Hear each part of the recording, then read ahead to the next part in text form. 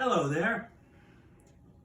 Welcome to part 7 of the Godovitz 2020 tour of SCARBERIA.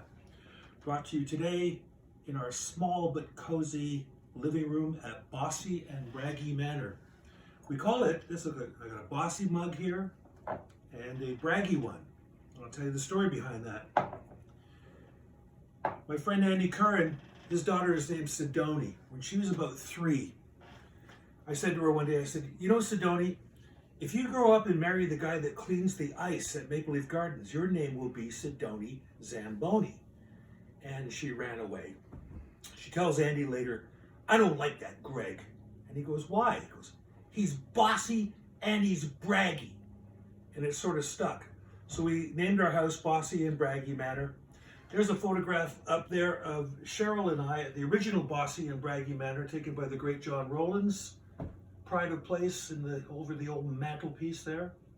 This is Mrs. Claypool, little monster-headed child with her sister Sally, who left us unfortunately last year, and her brother Richard. And there's a bunch of girls. In fact, you can't really see it, but the Cher lookalike there, Lisa's the one that gave us the Bossy and Braggy. Hello, Lisa. And a bunch of stuff, but there's not a lot of stuff from my career in the house, mostly Beatles stuff in that, but this is a picture that was taken by D. Lippingwell in 1978 at the Body Shop in Vancouver. That one there was a black and white shot taken at the Gasworks the first year Godo was together. I'm playing guitar in that one. And it was hand painted by someone, which I thought was pretty cool. That picture up there was taken by Patrick Harbron at the CD Stadium when we played with Aerosmith and Ted Nugent and Johnny Winter and all those guys. And even though it was only 11 o'clock in the morning, there was 50,000 people there, and we did pretty good that day. That one up there was given to me by the promoter Jeff Perry from Calgary. It was, what was it say, July 2nd, 1981, Godo playing at McEwen Hall. It was a great gig. All the guys in Loverboy were there that night. And this one was taken at the Alma Combo. First time we played there for 2 nights. Long John Baldry sat in with us. Roy Young played with us. We had a horn section. Quite an event. Anyway, lots, seeing as we're not going out right now because of, what's going on outside, I've been doing a lot of reading. So I want to sort of focus on that in this episode. I've just finished this book by my wonderful friend, Jeff Healy introduced me to Steve Lukather, and we became great friends. The Gospel According to Luke. This is a fabulous book. The first time I met Luke, I gave him a copy of my book. And he loved it, and I went back the second night, and he did one of those, we are not worthy things. We've been great friends ever since. And it's obvious he read my book because he stole so much of my writing style, which of course I stole from Kurt Vonnegut. Another friend of mine, Nicholas Jennings, great musicologist. I'm reading this right now, the Gordon Lightfoot story. It's called Lightfoot. It's a great read, highly recommended. And I ordered this one day, and it arrived in the mail the next day. This is Bill King's book. It's called Talk, Conversations in All Keys.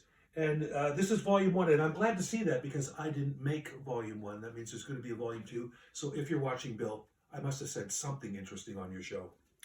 And this is why I write my own books, because I can just feature me all the time in it. We met this wonderful young girl last year in Picton. This is Astrid Young. She's an incredible singer-songwriter. And she's also the daughter of Scott Young, the famous writer for the Toronto Telegram, and a guy named Neil Young. Never heard of him. Looking forward to reading that one. A lot of people have been asking me about audiobooks. I'm going to get around to it. The problem I've got is that I sort of read faster than my mouth can work. And I know that sounds strange coming from me. But I'm thinking of getting around to it. But this is what my new book, Old Six Eyes is back. My new book is called Up Close and Uncomfortable. It's eventually going to be this size and look like that. And it's just a series of short stories. Aunt Tony, Van Gogh, and me. There's one called Aliens et Moi, about aliens following me around.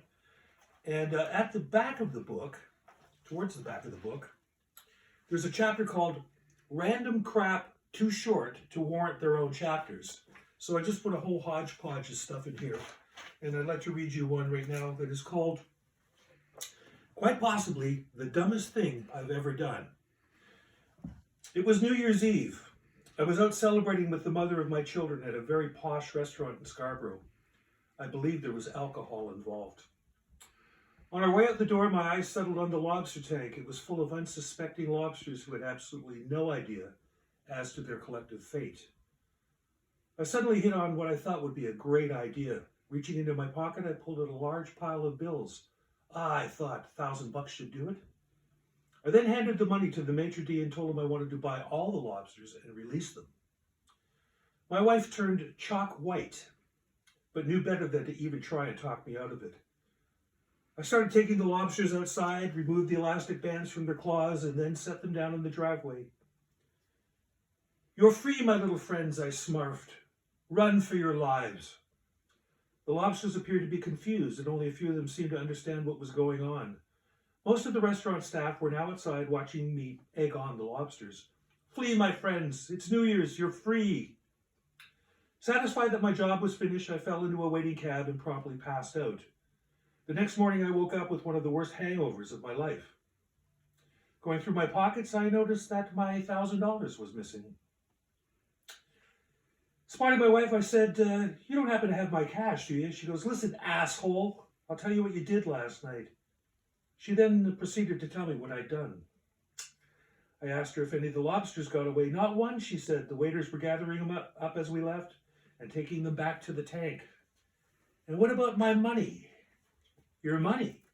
I saw the maitre d' divvied it up with his staff. Happy New Year, asshole."